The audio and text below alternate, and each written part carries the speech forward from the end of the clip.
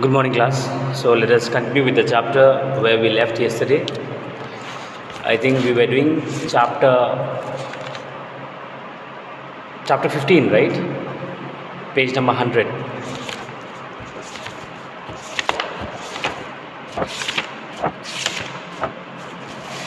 Okay, so yesterday we have finished up to the different organs of the United Nations, and we have discussed three of them. Today let us see the fourth organ, that is the Trusteeship Council. After the Second World War, some states which were under foreign rule,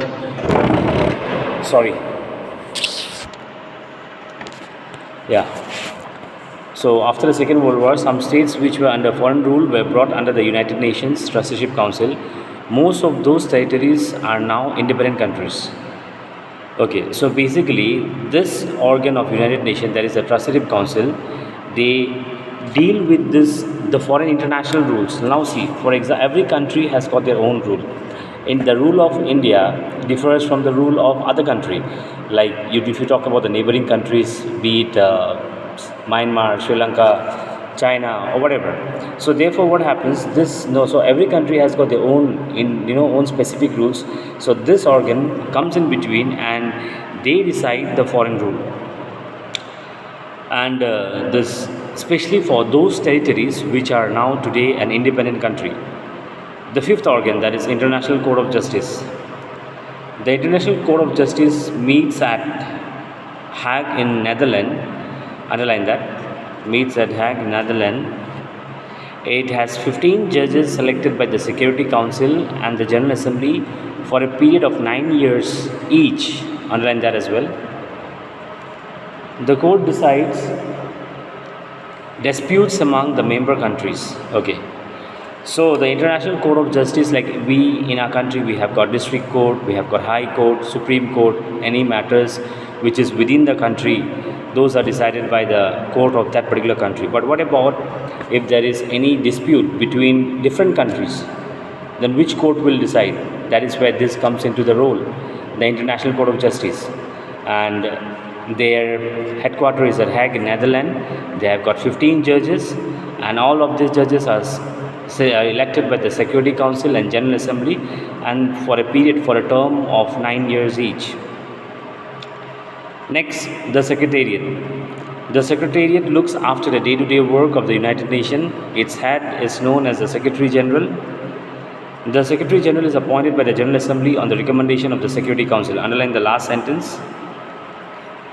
The Secretary General is appointed by the General Assembly on the recommendation of the Security Council. Next, we have the special agencies of United Nations. How many special agencies are there? 5 special agencies. Okay, let us discuss some of them. Other prominent UN agencies include the World Health Organization, Food and Agriculture Organization, International Labour Organization, United Nations Educational, Scientific and Cultural Organization, that's UNESCO. All these abbreviations you have to underline all the abbreviation and memorize them. United Nations International Children's Emergency Fund, UNICEF. The UN's most visible public figure is the Secretary General. Mr. Antonio Guterres of Portugal is the present Secretary General of the United Nations. Underline that. The present Secretary General of the United Nations. Who is that? Mr. Antonio Guterres of Portugal.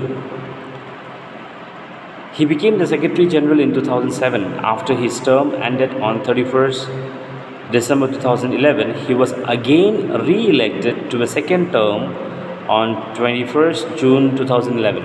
So basically, Mr. Antonio, this is the second term of the role that he is playing as a Secretary General in United Nations. At first, he was elected in 2007, 31st December 2011. He was again re-elected. His term ended 31st December 2011, and again he was re-elected.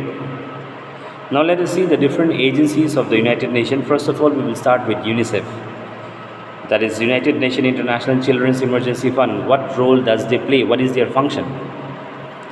It provides help to children for their all-round growth and development. It was set up in 1946. Underline that. When was it set up? 1946. It provides fund for the help of the poor children in our country. We have started various development programs with the help of UNICEF. Anganwadi is one of them.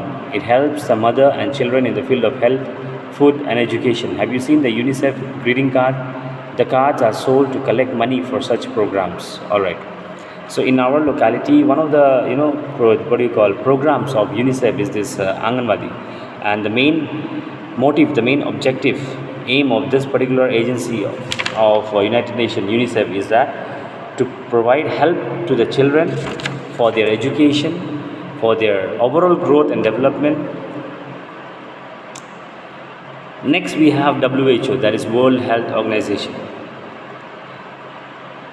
It was set up in 1948. It helps in the improvement of health services. It controls the spread of various diseases. WHO is working for the eradication of smallpox, malaria, TB, etc. Many Indian doctors work for WHO. Better health for everyone, everywhere is the slogan of WHO. Underline the slogan of WHO. Even the present pandemic that we have, that is COVID-19, it is completely monitored by WHO. So the main aim of WHO is to help the improvement of health services. I repeat, the main aim of WHO is to help the improvement of health services. Only that much. Next we have UNESCO. UNESCO has its headquarters at Paris. Underline that. It was set up in 1946. Its mission is to promote education, science and culture. It provides help to expand and improve adult education and women's educational programs. It also provides fund for the maintenance of old monuments. Okay, so point number 1, the headquarters is in Paris. Number 2, set up in 1946. And what is the main aim of UNESCO? To promote education, science and culture, and also to expand and improve the adult education, especially for women and all. In fact, the monuments that we have, or you can say the so-called cultural heritage, okay, those are also protected, those are also taken care, preserved under this UNESCO program. Next we have FAO, which is called Food and Agricultural Organization. The headquarters is in Rome. Its aim to provide freedom from hunger. It improves the food production by making the resources available, by providing better seeds to the countries, controlling crop and animal diseases, by improving irrigation facilities, and by providing better means of conservation of soil and forest. So the name itself is self-explanatory. The name of the agency, that is Food and Agricultural Organization, that means they take care for the food production so that resources are made available to the farmers, to the countries, and controlling crop and animal diseases. Also, how? By providing irrigation facilities, by providing better means of conservation of soil and all. Next we have ILO, International Labour Organization. It helps the nation in improving the working condition of the people. It tries to sort out the problems between governments, employers and workers. Many a time you're too small now, too young, you may come across some news articles or some newspapers, in the TV channels as well. Sometimes between the government and the employers or the workers, there used to be a kind of a dispute, conflict. So that is, this ILO comes into picture, so that they can improve the working condition of the people. Otherwise, there are many employers, those who even try to exploit their workers. And there are also some few other agencies of the United Nations which have been helping to make our world a better place to live, like IMF, International Monetary Fund. We have ITU, International Telecommunication Union, and WMO, World Meteorological Organization. So these are some of the names of the agencies of the United Nations which you need to take note. Out of that, 5 of the agencies, a brief introductory note has been given, which we have discussed now. So go through, we will keep up with this much for the day. Remaining we shall discuss in the next class. Alright, God bless you all, study well.